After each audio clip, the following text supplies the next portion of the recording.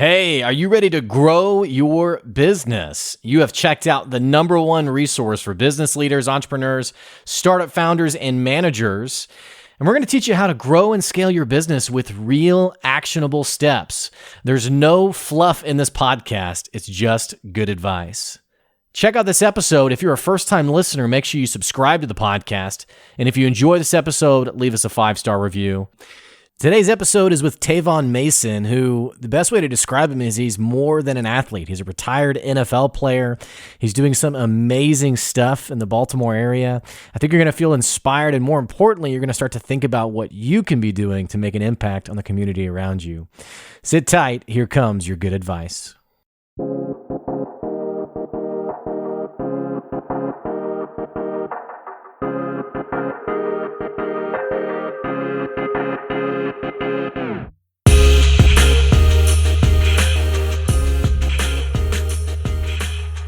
Hey, thanks for checking out another episode of the podcast. I'm sitting down with Tavon Mason. Man, this guy is a philanthropist. He's an all-around guy. He's a coach. He's a former NFL player. He's also a motivational speaker. I'm excited to bring you Tavon Mason here today. Tavon, thank you for being here. No, Blake, thank you for answering my message on LinkedIn, allowing me to come on the podcast, man. This is incredible. Hey, well, I am honored to have you. I'm just reading through your bio, and man, saying that word philanthropist, that's a tough word to enunciate. So you got your work cut out for you. Oh, yeah. Just reading through your bio, man, you have been a very involved person. It feels like, man, you've gone from one thing to the next in terms of just really influencing people in a positive way.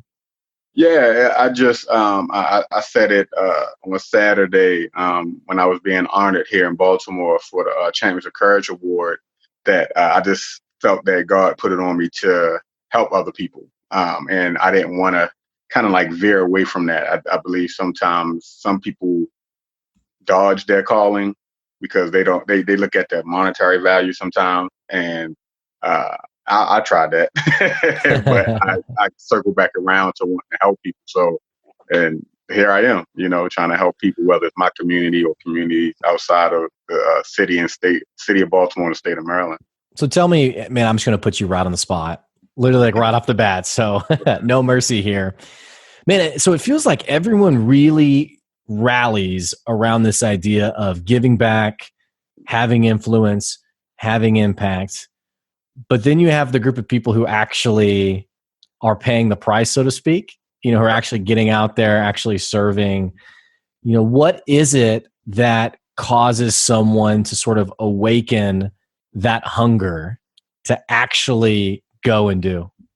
I think is in the way you put it is awesome, because I believe you do have some people who do it to earn their stripes for the public, as far as the social media, as far as I did this, as far as to having their face on flyers and to get awards and things like that. I don't know if it's to help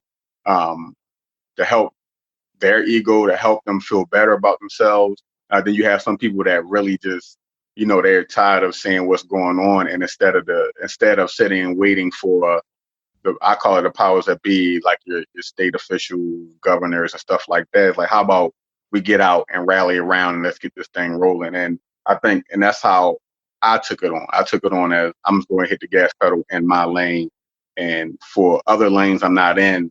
And if it deals with people I'm connected with, I'll help them with their lane, and being unselfish about it. I believe sometimes, and I've seen it as well, some people want the glory, but they don't really want to help each other. They wanted to be say, oh yeah, I was there. Or they're getting the pictures and take the pictures instead of really doing the dirt. And I believe also that something strikes a person, whether it's something that happened to them personally, or something that they seen happen, and it just like something just clicks, and like I'm tired of seeing this, or I want to see this do better, and they just hit the gas pedal. So I love how you put that too. You're almost talking about like it's like an ownership over your own ability to make a difference, rather than waiting on someone to like get you in the game, so to speak. Yeah. And I got a great story for you. There's an old story of a guy who was attending church, and really was kind of bothered by the fact that the church wasn't getting involved in the community, wasn't really like passionate about the poor, wasn't really serving the community around it. And so this guy goes to the pastor and, actually what he does, he goes to like his fellow congregation and he says, hey, like we should like really get after this. Like, what are we waiting on? Well, his fellow congregation, his fellow church members, they go, oh, well, that's really kind of the pastor's job to sort of shepherd that initiative, to really cast that vision and just get people engaged. Well, so he goes to the pastor and says the same thing. He's like, man, I really want to see us serve and help and just come alive in our community. And the pastor goes, oh, well, my job is just to like preach from the pulpit.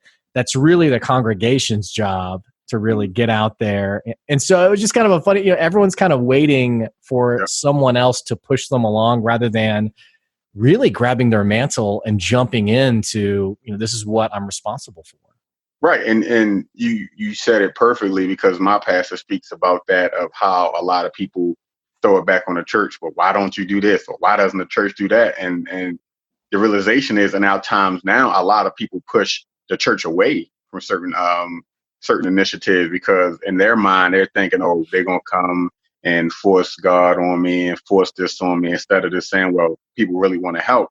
They might try to spread some word about it to help them out, but in their mind, they're ready to fix that. Well, they're going to try to force the Lord on me, force the Bible on me, force this on me. And so a lot of pastors don't want to go through that route, because if they want to help, then they're looked at as, oh, you're forcing something, or you're force feeding. And then like you said, you also have some people that they just don't want to get moving, or they don't want to be the first person to take that leap. It's always waiting for somebody else to do it. And like, hey, I go ahead and do that. You have some people that rather be in the background and just donate. And I believe that's the route I took, was like, I just want to do. So my first thing of doing was, back in 2011, a local private school here, Gilman, held a summer camp. And I did a sports fit day. So I got invited there.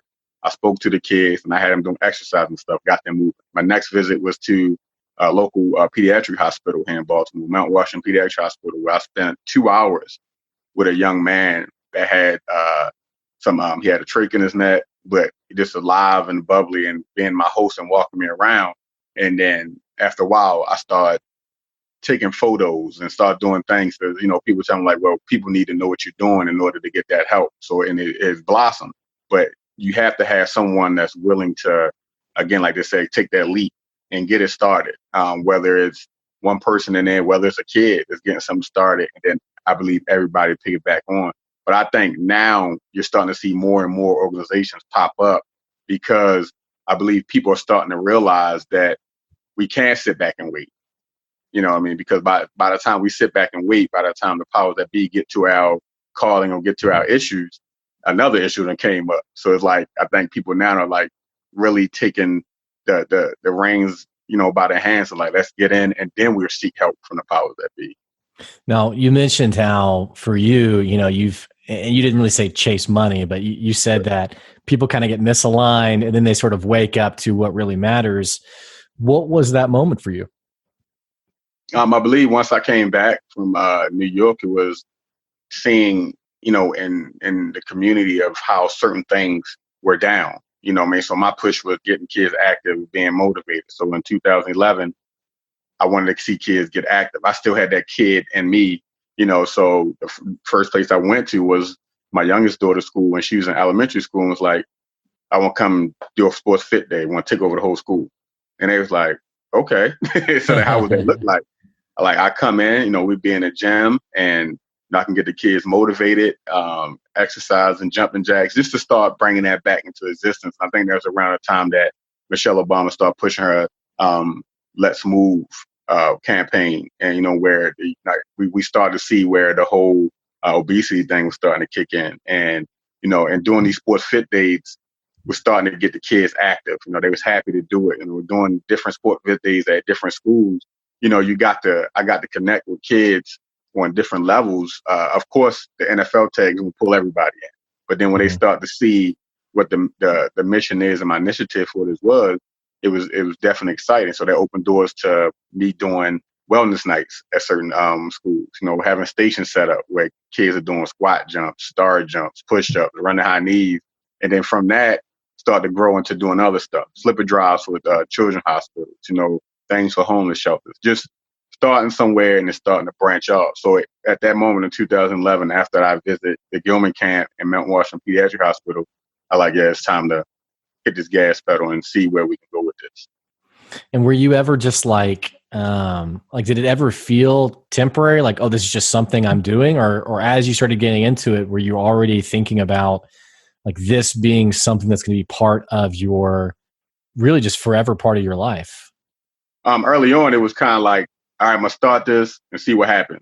But then after, my co-founder, Melissa Brown, came on board, the idea started to blossom. That's one thing I believe everyone should do if you're going to get into the philanthropy field, to also bring like-minded individuals with you, people who see the same way you see, or who care about the same things you care about. It don't have to be the same mission. It have to be children and families. It can be something, but as long as it's something giving back.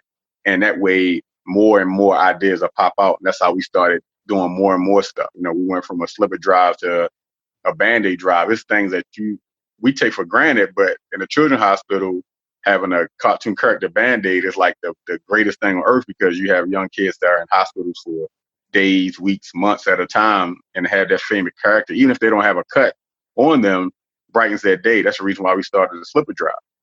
So, and 2011 go past, 2012 go past, and here we are, 2020, and I'm on my 8th year of doing my slipper drive, where this month we will visit Kennedy Krieger Institute here the day after Valentine's Day and take over 150 pairs of slippers to the kids. And like you asked, I didn't know. I didn't like which way we want to go, and make this thing blossom. And here we are. We're still trucking along, and people actually look forward to our emails for our slipper drive. Now, so is it a nonprofit, or are you just going from like one initiative to the next? So the way we set it up, I haven't got my nonprofit tag, because the answer to my initiatives was so great that people just donate the slippers. So yeah, the fall and the winter, I do my my visit to the men's shelter, and then from the winter all the way until the new year until July, we do our slipper drive. So we have people over the past years that have been donating and giving slippers, and we just go contact them, let them know who I am and what we're doing, send them links to other visits we did with slippers, and people it's amazing how people are just so excited for us to bring slippers in. And of course, mostly it's the adults, especially when they see the type of slippers we bring in, and they like so excited. And then every year, as soon as we make the email, oh, we was hoping to hear from you guys. We can't wait for you to come back. To the point we're up to 9 children's hospitals, including 3 out of the state of Maryland. Wow. So it's just crazy. And then I know you're a coach too during the day. Yep. Are you teaching too? Yep, I work in the school system, Baltimore County Public School System, and started a mentoring program there to help the young African American boys, just to see their potential, to give them an outlet and to give them tools. Also coach at a local private high school here, Loyola Blakefield. And that's another way, because the young men had gravitated to going on some of my initiatives, to our healthy snack drive for one of the camps here that cater to homeless kids. So they come down every year.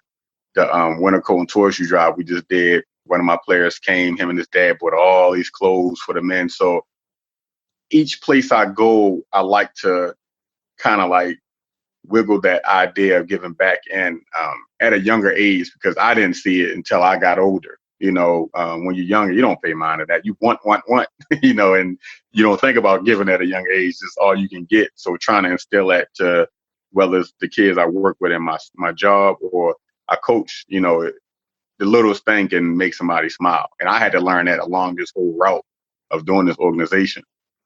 Well, I'm a little, I'm having a hard time believing who you are. Let me just get this figured out here.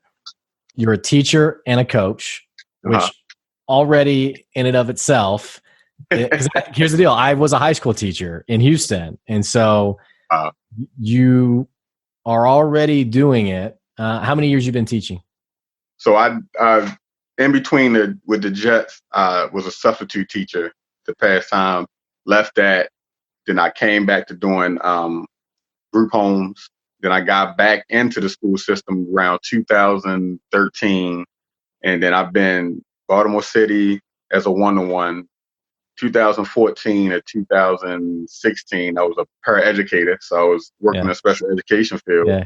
Yeah. Then 2016 to currently, I've been a behavior interventionist since 2016 at a middle school now. So I went from middle school to high school back down to middle school where I'm at now. Yeah. So you're in special education currently? Yes. Yeah. Okay. So you are, because I never taught special ed, but a good friend of mine right now, he's a special education teacher. Yeah. Man, he is a person characterized by patience. He's the most incredible, joyful person in the world. So you are a teacher during the day. And here's the deal. I don't care what anyone who's listening thinks. Teaching is like the ultimate sacrificial job. And it's it's a thankless job. And I say it's a thankless job because teachers are notoriously blamed first when things go wrong and something's not working. It's always blamed on the teacher. Right. And I mean, man, in some cases, and I don't know if this is the case for you, but for me, I had kids whose parents weren't necessarily present. And so I was spending more time with them than their own family was. And so you're already investing heavily during the day. I'm amazed you have the energy on the side to like be going and doing these massive initiatives. I mean, it just feels like what you're doing in a single year is more than some people will do their entire lives, which is, I'm just really curious, man. I'm just listening to you thinking like, man, I'm trying to peg the drive that's just in you and seeing how can we replicate that into other people. Yeah, it's tough. And you said it, I don't care whether you're in special ed or you're in general education. Once you decide to take that course to be a teacher of any sort, whether it's a paraeducator, one-on-one teacher, you definitely are taking on more than just that nature of being a teacher, because you have to, I call it reprogramming. So you get your kids on a flow Monday through Friday. They go home, you don't see them for the whole weekend. You don't, like you say, you don't know what's going on the weekend, or you don't know what's going on that night.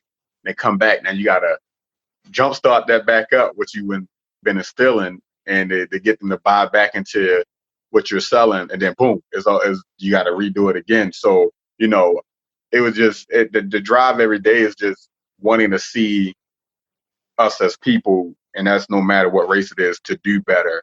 So, and knowing that people look for certain initiatives that we do, because to be honest, I had moments where I was like, I'm tired. I don't want to do the philanthropy stuff again. And then I get a text, hey, just checking to see if you was doing that, the winter coat and torch you drive for the men's shelter again this year. And I was like, yeah, I'm gonna go ahead and put the flyer together now and send it over to you. And that's what drives it. And then once I get to certain places, just to see the look on their face. For instance, December 22nd, we visit the West Side Men's Shelter here in Kingsville, Maryland. This was our 5th year doing it.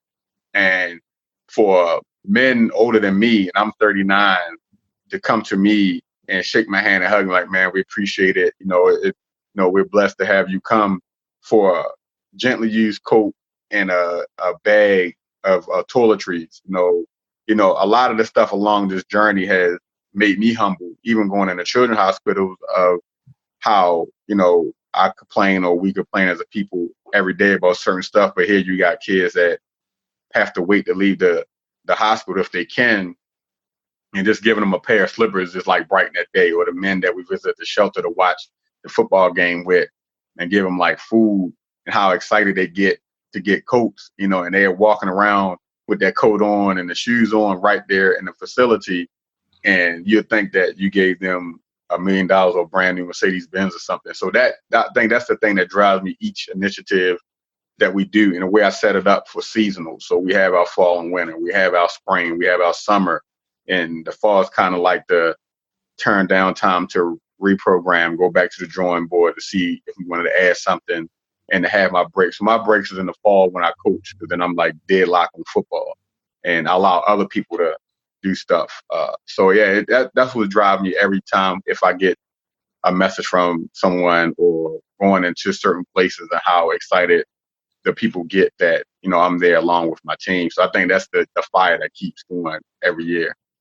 Now, it's incredible listening to you because I've heard people, I've even said this myself. I mean, I've heard people say like, oh, if I won the lottery, I would, give like all these things to people who are in need.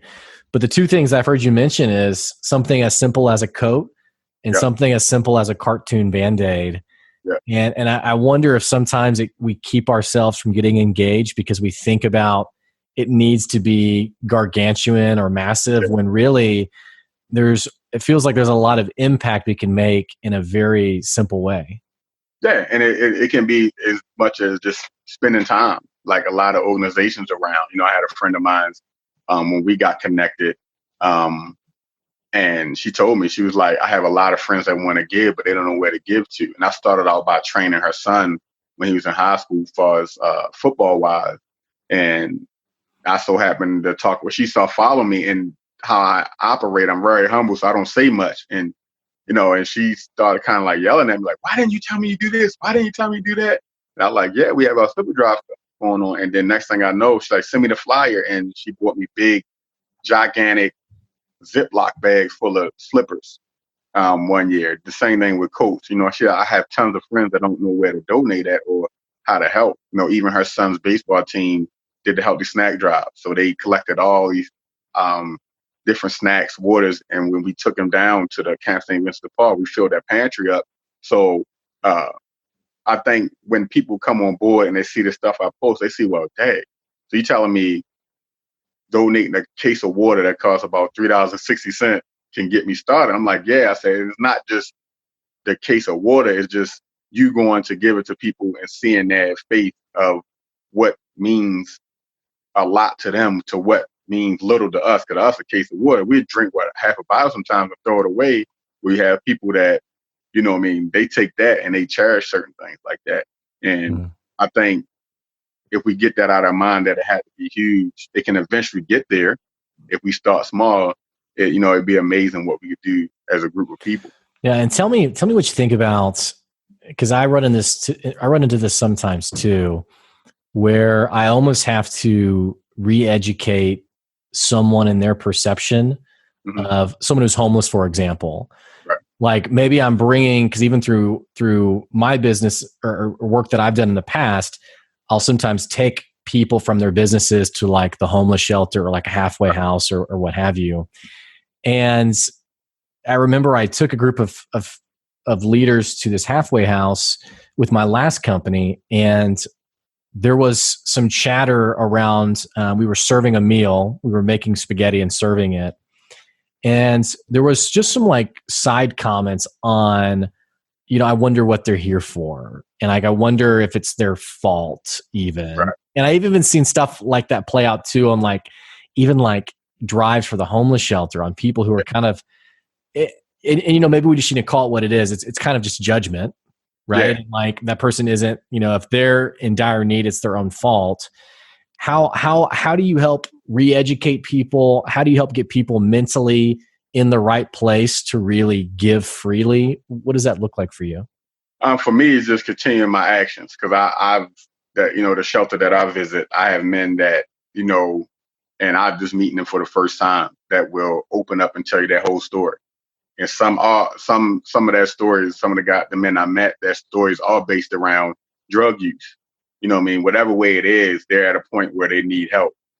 So in my mind, I try to show people, and I go back to our youth, because if we start with them, by the time they grow, then their mindset to be a certain way, that no matter what it is, helping them, whether they accept it and they still upset at that moment, some point along that time after you leave, something's going to click in for them that, wow, a complete stranger gave this to me, where if I reach out to family, they probably cut ties because they tried over and over again. Where I have somebody coming in and they probably assuming that everybody's judging when they come in. I've ran into some men in the shelters that have that negative energy, and you could tell it. And I would hear like some other men was like, man, free stuff, man. Like, like, what's your deal? You know what I mean? They just walk off. But at the end of the day, my mindset is always, if it's 10 in the room, if I can help 1 to 2 of them, then I did the job that I wanted to do. Because at some point, the other 9 or 8 are going to see how that person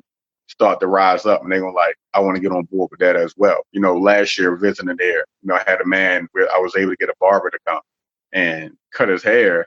And the guy was like, man, I feel like a new man, you know, new haircut. He walk around with the coat that we had, the coats we had. And like, I feel like a new man. Something simple as a haircut.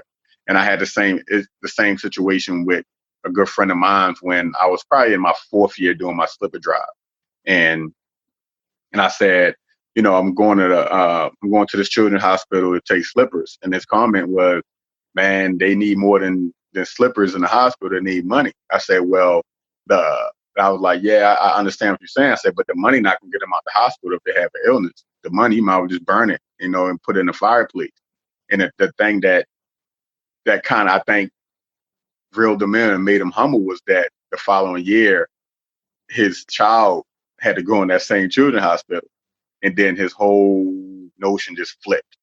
Because it's like, wow, now I'm in that place now. You know what I mean? And it's like, Yeah. no, go down to visit her, this and that. And I was like, yeah, I got some flippers for it. Then he started to see in a different way because some of the caretakers there, you know, had found out that we were best friends, we was good friends. And they was like, oh, and they were so excited, you know, what we do. We go there every year. And it kind of changed that mood. And like I said earlier, when we first started, sometimes it takes something devastating, whether small or big, for somebody to click. And I hate for it to happen that way. But sometimes, unless you see it for yourself, sometimes with some people, it just takes something happening that make them shift and see life in a different manner. Yeah. I mean, it's the old adage of, you know, walk a mile in someone else's shoes, Yeah. right? Yeah. And, Yeah. you know, really what you're talking about, it's giving dignity to people. Yeah. You know, something as simple as bringing that barber to get the guy's haircut. Yeah. I mean, you're placing dignity on him. And I've noticed that sometimes when we talk about people who are in need, we sometimes remove that dignity and treat them as lesser. And one of the biggest eye-opening things for me was I was in Chicago and I was working with this organization. I wasn't working like professionally with this organization. I was just with this organization. And one day we had to pack a brown bag lunch, and then we had to go out to the streets of Chicago and find a homeless person to have lunch with. And so you had to bring 2 brown bags, one for you and one for the other person. And I remember afterwards we were debriefing. We were all talking about having done this. And the guy who was leading it said, Blake, you know, what did you think about it? And I was like, man, it was just amazing. I'd never thought to the level of empathy towards this person, like hearing their story and hearing what they went through. And what I kept saying was, you know, they, and I, and me. And finally he interrupted me and he said, Blake, what do you think it would take for it to move from, instead of they, them versus I, me, for it to be we and us, and to think of it that way. And similarly on that point, I do work with some like social entrepreneurship groups locally. And there was a survey done of some food bank programs here. Mm-hmm. And one of the number one things that they found in terms of the challenge of serving people is actually that many people who are receiving those services feel shame and they feel, you know, embarrassed. And so it actually prevents them from really getting the help they need. And so overcoming that dignity piece and really giving it to people, it feels like that is something that's really, it can be really powerful when it comes to impacting people well. Yeah. And I think that the number one, I know they should say this with us as men, like our number one killer as a people is pride. You know, sometimes we allow pride to dictate our journeys. I've noticed, and I've done that in my college days where my pride would get in the way instead of asking for help when I was struggling in class. You know, and eventually I had to cut that pride to be able to get that help to be able to graduate. Because prior to that, getting all A's and B's in high school, middle school, this and that, and I get to college and my pride is like, well, my pride wasn't going to allow me to ask for help. I'm going to figure it out, but I was struggling. I think even past education factor, being in school, sometimes our pride get in the way of opening up to people and say, yeah, I need help, and not worrying about the judgment. And it's not a bad thing because, like you said, going to food banks or even, that the guy I was telling you about visiting the shelter, if you believe you was up here at one moment and the next thing you know, boom, you crash down, the last thing you want to see, one, is another man, because you know how they're going to judge you. Then two, a female, because men are supposed to be looked at as the high of the totem pole to take care of everybody else. So sometimes it's cutting our pride for that moment. Not saying you had to do away with it totally, but for that moment to allow help to come in, and it might evolve us to be better, whether you're on the other side serving or not. I believe, like you said, sometimes when people are in that motive, they're either forced to give because it's a company or a job thing, or in their mind, let me do this deed to check something off my list for the moment, until they really see it and say, like, wow, this is more than just checking off something on my list. This is really is going on, despite of the going out buying things, partying, stuff like that. Is like, this stuff is really going on in our world. And sometimes you do get smacked in the face because in our mind, we believe that nothing happens in our great United States because we're the greatest country, but we do have certain things going on that we can help out people with as people. Now, how do you, and obviously it's a treacherous game for me to get into politics, but how do you stay positive, especially with all the noise? How do you stay positive and help people really focus on, here's the real impact we can have in our local area? I think the way I do it is, again, you know what I mean? It might sound cliche, just keep doing it and do it by doing. And even here in my city, we have turmoil with politics, politicians, all types of stuff going on here. And it's like, do we sit back and wait for the next person who's pitching to us to run their game, or do we get it started? And then if you have ones that we claim to be real or really want to know what's going on, come on board to see what we're doing. My thing is just to keep plugging away despite what's going on, because what's going to happen, whether it's on a state or local level or even the federal level, it's going to happen regardless. You know what I mean? I think that's how I take it. Like, it's going to happen regardless, but I cannot allow that to stop what I think my mental mission is to help people around. And even if they can span out, like we do, and helping people outside, and because you never know what that can do for the next person. So even if it's starting small, word of mouth, I believe, is the biggest marketing tool than anything. You can hire any marketing professional you want, but word of mouth is like the best key. In the last 2 years, we've traveled, as our last hospital visit has been to New Hyde Park in Long Island. So when I was with the New York Jets, we were on Long Island, and they have a Ronald McDonald House in New Hyde Park. So last July, we visited there for a second year, and we had to be like 200 to 300 pairs of slippers.